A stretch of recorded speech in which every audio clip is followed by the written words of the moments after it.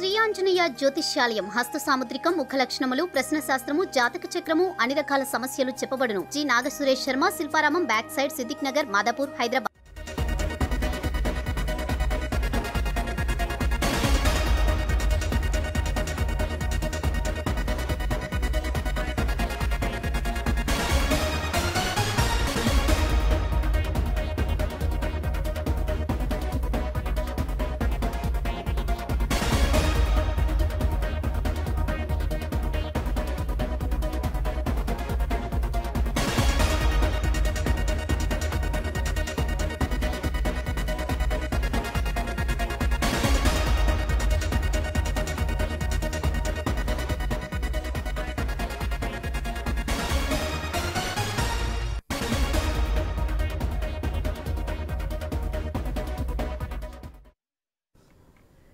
తెలంగాణలో జంపింగ్లు షురూ అయ్యాయి. అధికార పార్టీ కాంగ్రెస్ లోకి విపక్ష నేతలు క్యూ కడుతున్నారు. బీఆర్ఎస్ పెద్దపల్లి ఎంపీ వెంకటేష్ గులాబీ గుట్టిని వీడి కాంగ్రెస్ లో చేరిపోయారు. ఇవాళ ఇక ఢిల్లీ వేదికగా కండువా మార్చేశారు. తెలంగాణ భవన్ లో పార్టీ నేతలతో కేసీఆర్ సమావేశం నిర్వహించడానికి గంట ముందు హస్తిన వేదికగా వేడి పుట్టించారు కాంగ్రెస్ నేతలు.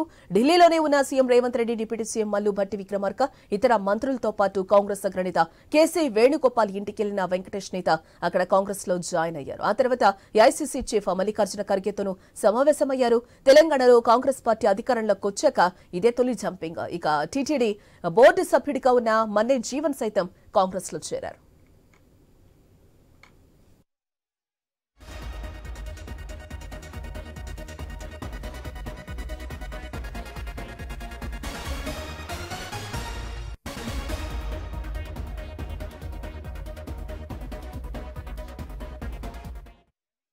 వాస్తవానికి వెంకటేష్ నేత పూర్వాశ్రమం కాంగ్రెస్ పార్టీనే. 2018లో కాంగ్రెస్ పార్టీ నుంచి చెన్నూరు అసెంబ్లీకి పోటీ చేసి ఓడిపోయారు ఆయన. తర్వాత గులాబీ పార్టీలో చేరి పెద్దపల్లి లోక్సభ నుంచి ఎంపీగా గెలిచారు. ఇప్పుడు మళ్లీ లోక్సభ ఎన్నికలకు ముందు తిరిగి కాంగ్రెస్ గూటికొచ్చేశారు వెంకటేష్ నేత. ఈ గోడ దూకుళ్లు వెంకటేష్ తోనే ఆగుతుందా, మరికొందరు సైతం కాంగ్రెస్ లోకి క్యూ కడతారా అనేది తెలియాల్సింది. ఆ మధ్య సీఎం రేవంత్ రెడ్డిని ఆయన నివాసంలో మెదక్ జిల్లాకు చెందిన 4 ఎమ్మెల్యేలు కలిసి మాట్లాడారు. ఆ తర్వాత రాజేంద్రనగర్ ఎమ్మెల్యే ప్రకాష్ గౌడ్ కూడా వచ్చి వెళ్లారు. అభివృద్ధి పనుల కోసమే అని వాళ్లు వివరణ ఇచ్చినా అనుమానాలు అలాగే ఉన్నాయి. దీనికి తోడు కాంగ్రెస్ నేతలు, మంత్రులు పదే పదే చేస్తున్న ప్రకటనలు కూడా ఆసక్తి రేకెత్తిస్తున్నాయి. కాంగ్రెస్ పార్టీ గేట్లు తెరిస్తే బీఆర్ఎస్ లో ఒక్కరు ఉండబోరన్నది కాంగ్రెస్ నేతల మాట. అందుకే వెంకటేష్ తర్వాత ఇంకెంతమంది బీఆర్ఎస్ నేతలు కాంగ్రెస్ లో చేరతారన్నది కూడా పొలిటికల్ హీట్ రాజేస్తుందని చెప్పుకోవచ్చు.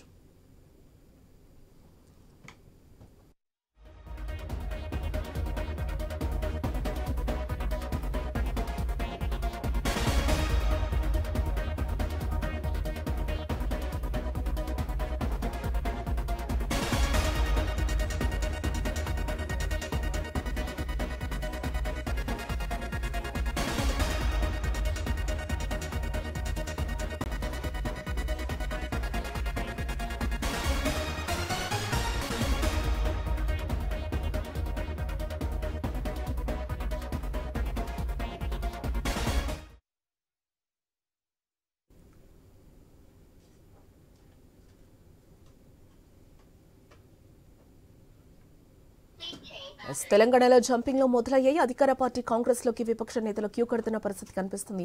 బీఆర్ఎస్ పెద్దపల్లి ఎంపీ వెంకటేష్ గులాబీ గుట్టిని వీడి కాంగ్రెస్ లో చేరిపోయారు. ఢిల్లీ వేదికగా కండువా మార్చేశారు. తెలంగాణ భవన్ లో పార్టీ నేతలతో కేసీఆర్ సమావేశం నిర్వహించడానికి గంట ముందు హస్తిన వేదికగా వేడి పుట్టించారు కాంగ్రెస్ నేతలు.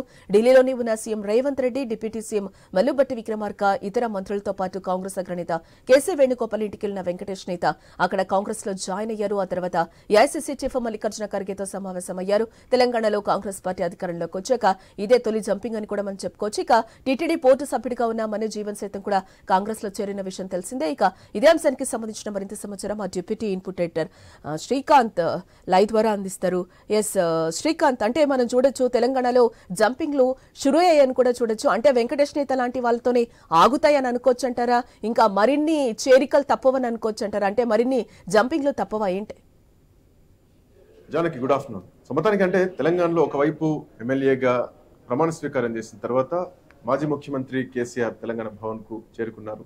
సో ఒకవైపు తెలంగాణ భవన్ లో పార్టీ క్యాడర్ను పటిష్టం చేసే దిశగా మాజీ ముఖ్యమంత్రి కేసీఆర్ అడుగులు వేస్తున్నటువంటి క్రమం, పార్టీని బలపరిచే దిశగా ఆయన వ్యూహాలు రచిస్తున్నారు. మరోవైపు ఇందాక మీరు చెప్పినట్టుగా ఎంపీ ఎలక్షన్స్ సమీపిస్తున్నాయి. సో ఇట్లాంటి నేపథ్యంలో పార్టీ క్యాడర్ ని కాపాడుకోవాల్సినటువంటి పరిస్థితుల్లో గులాబీ బాస్ ఉన్నారని చెప్పడం ఇట్లాంటి సందేహం లేదు. బట్ ఒకవైపు ఇటు తెలంగాణ భవన్ వేదికగా మాజీ ముఖ్యమంత్రి కేసీఆర్ సమీక్ష సమావేశం నిర్వహిస్తున్నటువంటి క్రమంలో బీఆర్ఎస్ పార్టీకి ఒక భారీ కుదుపు అని చెప్పడంలో ఎట్లాంటి సందేహం లేదు. సరే, మాజీలు ఓటమి పాలైన వాళ్ళు నెక్స్ట్ అవకాశాల కోసం పార్టీ మారుతున్నారంటే అది వేరే విషయం.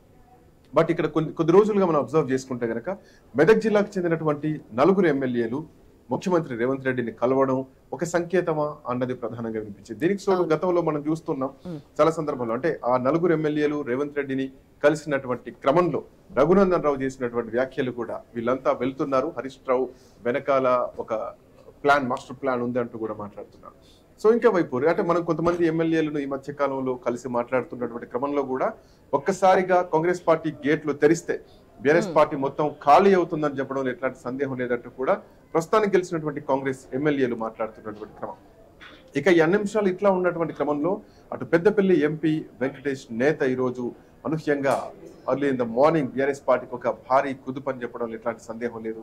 ముఖ్యమంత్రి రేవంత్ రెడ్డి, డిప్యూటీ సీఎం మల్లు భట్టి విక్రమార్క ఆధ్వర్యంలో కేసీ వేణుగోపాల్ని కలిసి ఆయన గులాబీ గూటి నుంచి కాంగ్రెస్ కండువా కప్పుకున్నారు. గతంలో 2018లో ఆయన కాంగ్రెస్ పార్టీలు, అంతకుముందు కాంగ్రెస్ పార్టీలు ఉన్నా కానీ అక్కడ అంటే ఆ తర్వాత అంటే అంతకుముందు అసెంబ్లీ ఎన్నికల్లో ఓటమి పాలవడం, ఆ తర్వాత టీఆర్ఎస్ పార్టీ ఎంపీగా టికెట్ ఇచ్చే అవకాశం ఇవ్వడం, ఆయన ఎంపీగా గెలవడం, ఇక ఇవన్నీ నడుస్తున్నాయి. అయితే ఈసారి మాత్రం ఎంపీ సీట్లు ఎట్లా కేటాయించబోతున్నారు, ఎవరెవరికి టికెట్లు ఇవ్వబోతున్నారు అన్నది ప్రధానంగా వినిపిస్తోంది. సో ఇట్లాంటి నేపథ్యంలో ఈసారి పెద్దపల్లి నుంచి ఆయనకు మళ్ళీ తిరిగి ఎంపీ టికెట్ దక్కదేమో అన్న ఆలోచన కూడా ఉంది. ఇప్పటికే పార్టీ నుంచి కొన్ని సిగ్నల్స్ కూడా వెళ్ళినట్టుగా తెలుస్తోంది. సో ఈసారి టికెట్ రావడం లేదు అన్నది ఒక కన్ఫర్మేషన్ వచ్చిన తర్వాతనే ఆయన పార్టీ మారడానికి సిద్ధమైనట్టుగా ప్రస్తుతానికి ఉన్నటువంటి ఒక ఇంటర్నల్ ఇన్ఫర్మేషన్ సమాచారం. సో ఇట్లా నేపథ్యంలో ఆయన ఢిల్లీ వెళ్ళడం, కేసీ వేణుగోపాల్ ఆధ్వర్యంలో deputy CM at the same time chief minister of Telangana Revanth Reddy ఆధ్వర్యంలో కండువా కప్పుకున్నారు. మరి కాసేపట్లో మల్లికార్జున ఖర్గేను కూడా కలవబోతున్నారు. సో ఇక్కడ విషయం ఏంటంటే కొద్ది రోజులుగా మనం అబ్జర్వ్ చేసుకుంటే కనుక రీసెంట్ గా తాటికొండ రాజయ్య మాజీ ఉప ముఖ్యమంత్రి టీఆర్ఎస్ పార్టీ అంటే తెలంగాణలో మొదటి ప్రభుత్వం ఏర్పడిన తర్వాత డిప్యూటీ చీఫ్ మినిస్టర్ గా తాటికొండ రాజయ్య వ్యవహరించిన విషయం తెలిసిందే. ఆ తర్వాత కొద్ది రోజులకు ఆయన ఆ పదవి నుంచి బర్త్రఫ్ చేయడం, ఆ తర్వాత ఎమ్మెల్యేగా కొనసాగడం, కొన్ని ఆరోపణలు అంటే అప్పుడు కవిత ఏదో ఆరోపణలు చేసింది. సో కవిత చేసిన ఆరోపణతోనే రాజయ్యను ఉప ముఖ్యమంత్రి పదవి నుంచి తొలగించారు, ఇవన్నీ ఆరోపణలు వచ్చాయి.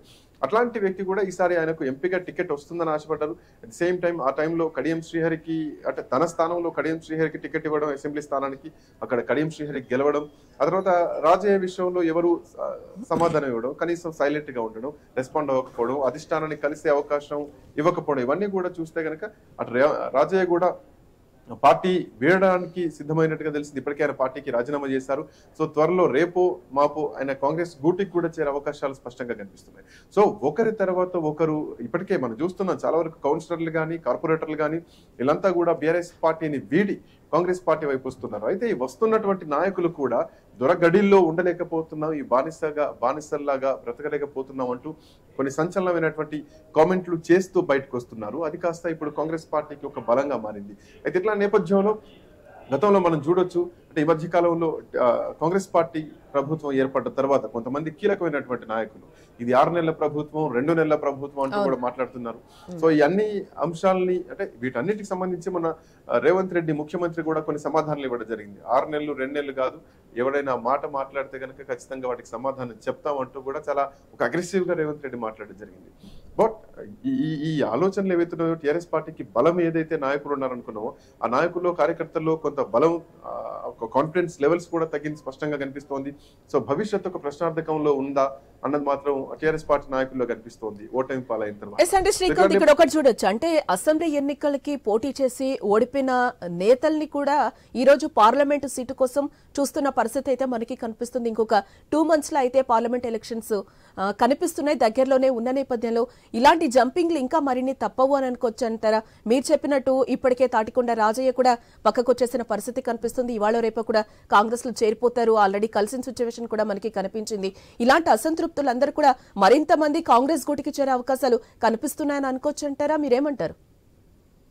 ఎస్ జానకి, స్పష్టంగా అంటే ఇప్పటికే మనం చూస్తున్నాం, ఎవరైతే నాయకులు కీలకమైనటువంటి నాయకులు ఉన్నారో, ఎమ్మెల్యేగా పోటీ చేసి ఓటమి పాలైనటువంటి ఉన్నారో, అట్ ది సేమ్ టైం టికెట్లు దక్కని వాళ్ళు ఎవరైతే ఉన్నారో వాళ్ళంతా గతంలో కూడా కాంగ్రెస్ పార్టీ గూటికి చేరుకున్నారు. కొంతమంది మాత్రం సందిగ్ధంలో. అయితే ఇక్కడ ఇంకొక పాయింట్ ఏంటంటే కొంతమంది ఏవైతే అవినీతి ఆరోపణలటువంటి నాయకులు ఉన్నారు వాళ్ళందరూ కూడా ఇప్పుడు కాంగ్రెస్ పార్టీ వైపు వస్తే కనుక పార్టీ క్యాడర్ దెబ్బతినే అవకాశాలు ఉంటాయి. పార్టీ క్యాడర్ కూడా ఒప్పుకోరు. ఎందుకంటే ప్రతిపక్షంలో ఉన్నప్పుడు వాళ్ళంతా అధికార పక్షంలో ఉన్నారు, కాంగ్రెస్ పార్టీ ప్రతిపక్షంలో ఉన్నప్పుడు. సో కాంగ్రెస్ పార్టీ ఓటమి కోసం పనిచేసినటువంటి నాయకులు ఈ రోజు అక్కడ టికెట్లు దక్కకపోతే వాళ్ళంతా మళ్ళీ కాంగ్రెస్ గూటికి వస్తే వీళ్ళని ఎందుకు క్షమించాలి, వీళ్ళని ఎందుకు పార్టీ యాక్సెప్ట్ చేయాలి, రేవంత్ రెడ్డి గారు దీన్ని దృష్టిలో పెట్టుకోవాలంటూ కూడా ఇప్పటికే గన్పూర్ లాంటి నియోజకవర్గాల్లో పార్టీ నాయకులు కార్యకర్తలంతా కూడా అంటే మండల ప్రెసిడెంట్స్ అంతా కూడా ప్రెస్ మీట్లు పెట్టి మాట్లాడుతున్నారు, అడ్డుకునే ప్రయత్నం కూడా చేస్తున్నారు.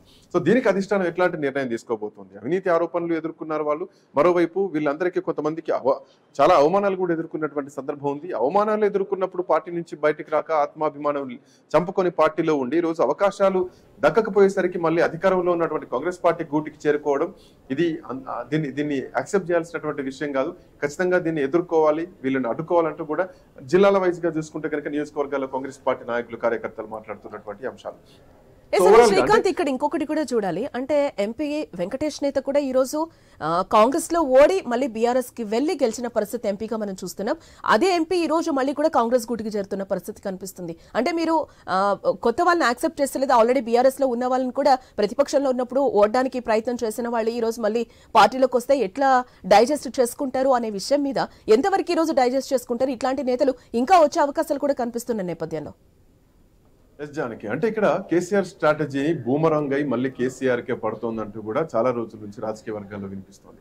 గతంలో ప్రతిపక్షం అనేది లేకుండా చేసుకున్నారు కేసీఆర్. కాంగ్రెస్ పార్టీలో ఉన్న వాళ్ళను గంపగుత్తగా కొన్నారు, ఎమ్మెల్యేలను కొన్నటువంటి చరిత్ర కేసీఆర్ది. సో అదే ఇప్పుడు బూమరాంగ్ అవుతోంది. ఆ దొర గడిల్లో ఉండలేక ఎమ్మెల్యేలంతా కూడా బయటకు వస్తున్నారు. వస్తున్న వాళ్ళను మేము యాక్సెప్ట్ చేస్తాం, తీసుకుంటాం అంటూ కూడా అటు కాంగ్రెస్ పార్టీ నాయకులు చెప్తున్నటువంటి పరిస్థితి. సరే, సిట్టింగ్ లో ఉన్న వాళ్ళు ఒకవేళ వస్తే గనక రాజకీయ అంశాలు వేరు, వ్యతిరేకత వేరు. సో రాజకీయంగా చూసుకుంటే గనక ఈసారి టికెట్లకు సర్దుబాటు సంబంధించినటువంటి విషయాలు చూసుకుంటే ఈసారి ఎంపీ టికెట్ల రేస్ నడుస్తోంది. ఓవైపు కాంగ్రెస్ పార్టీ స్పీడ్ మాత్రం తెలంగాణ రాష్ట్రంలో చాలా గణనీయంగా పోతోంది.